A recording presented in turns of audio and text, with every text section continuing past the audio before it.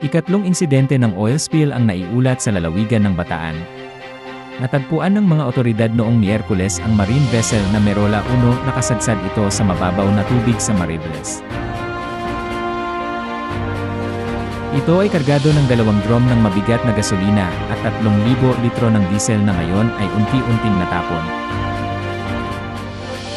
Nangako naman ang mga otoridad na gagawa ng agarang aksyon. Ayon kay Lieutenant Commander Michael John Encina, ito ay napakahirap na katotohanang matagpuan sa Five Fingers of Mariveles, Bataan na katabi lamang ng West Philippine Sea.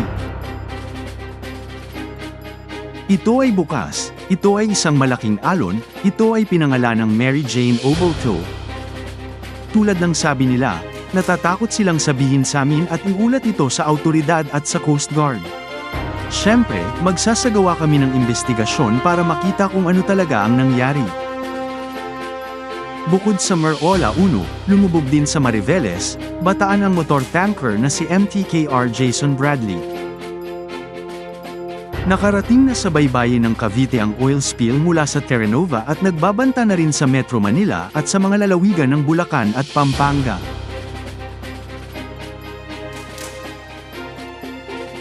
At yun lamang ang mga balitang dapat subaybayan ngayon.